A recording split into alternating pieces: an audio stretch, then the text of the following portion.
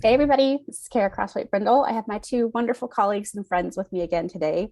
So we have a couple things on our mind based on our leadership roles, being supervisors. We're noticing some themes with what's going on this fall.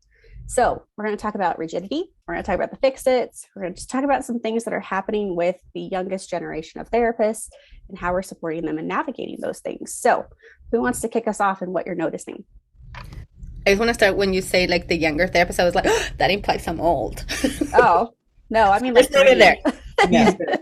Seasoned. That's the correct term. It's Seasons. seasoned. Thank you. No, we wanted to talk about this topic this morning because this is what we're noticing the anxiety of the unknown. For the past 2 years, we've been dealing with so many stressors, so many unknowns, and we have to keep either adjusting or pivoting, kind of like in our last theme, right?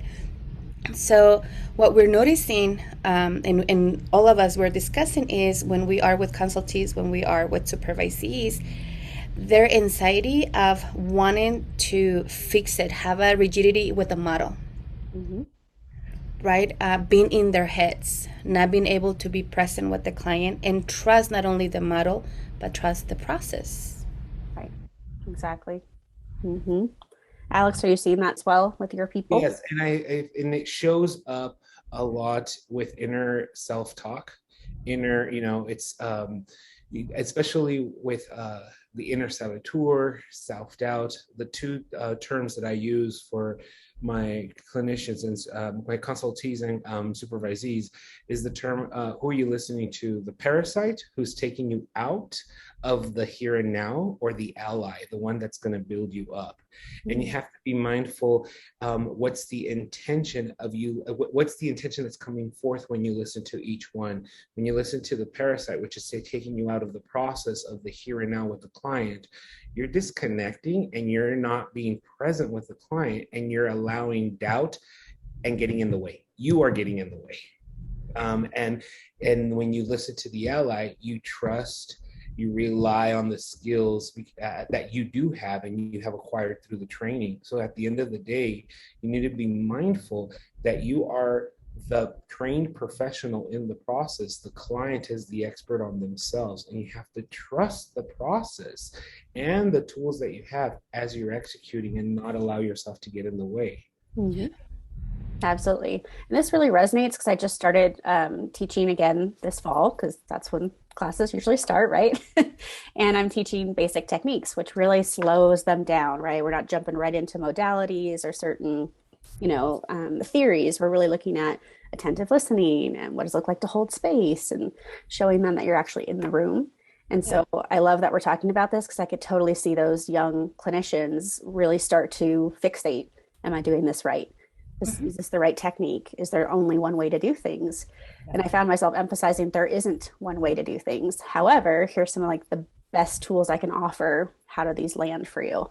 So I can totally see them being potentially guilty of rigidity if we're not careful with how we even deliver this Mhm. education of this is what therapists look like right now, whether it's anxiety, rigidity, or fixing it. And then when they're starting to, and when you're in school, you're just learning how to be a therapist, and then you're learning all the models, all the interventions, that kind of stuff. But then when you start getting trained in specific models, right, such as EMDR or EFT or play therapy, then you start thinking of there's one way of doing it.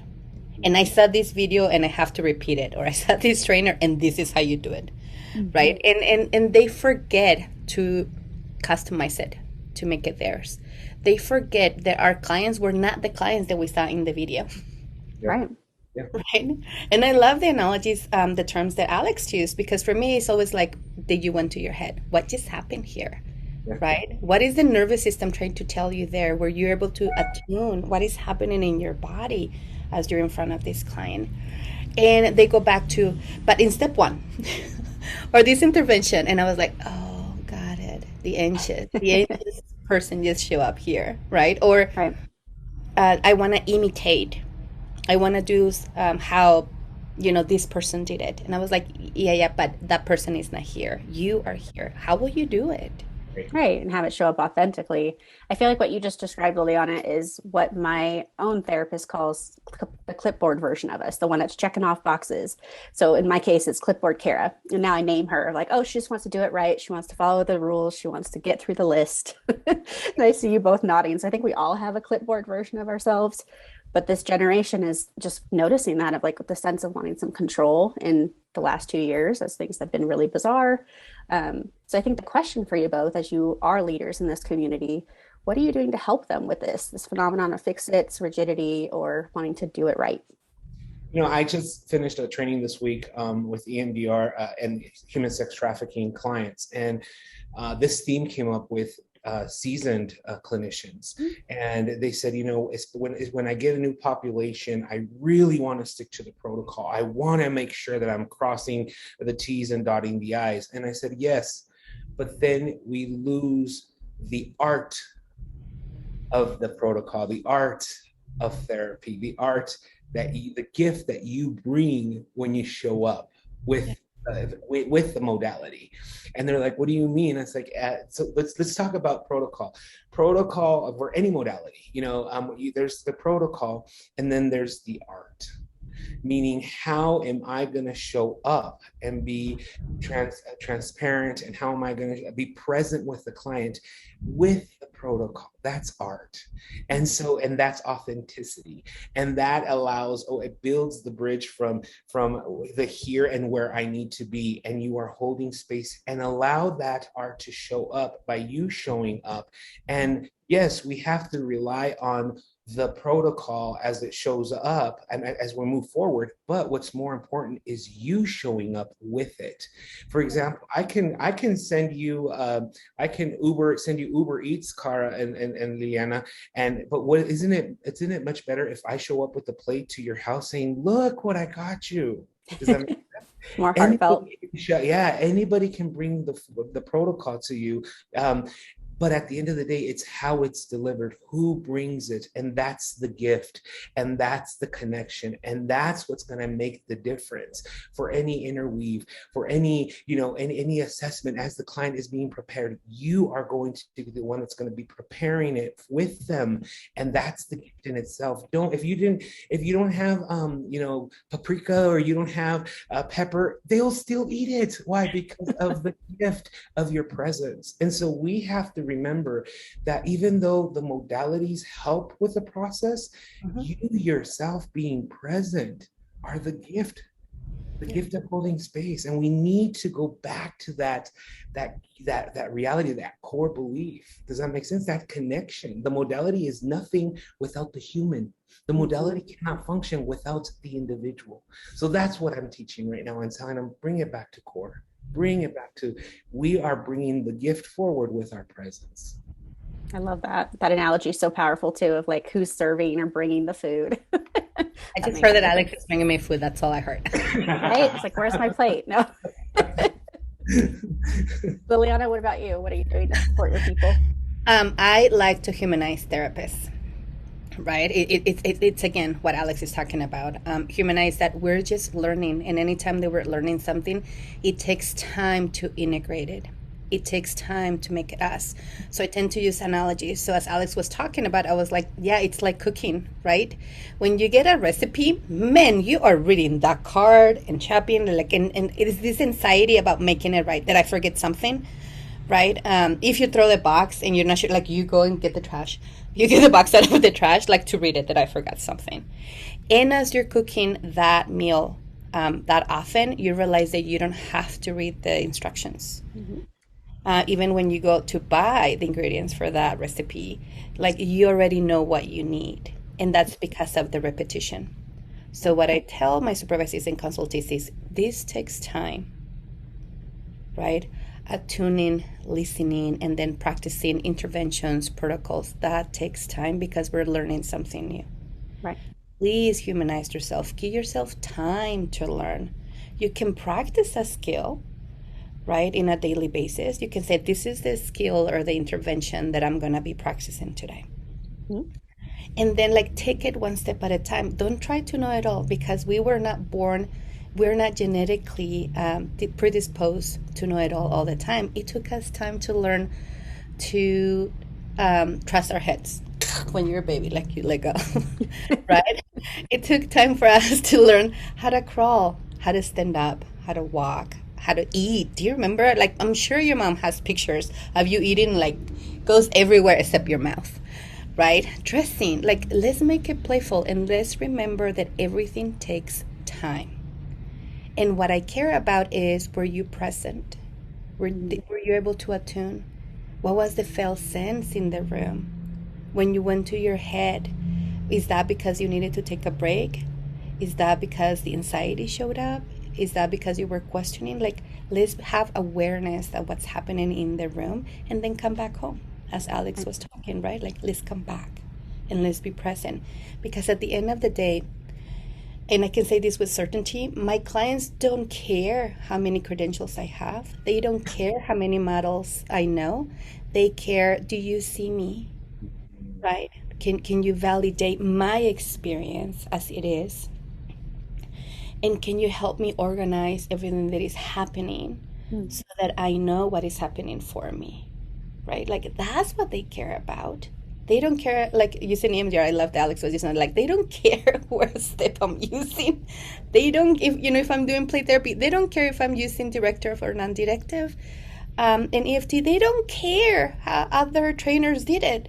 They care how am I showing up for them.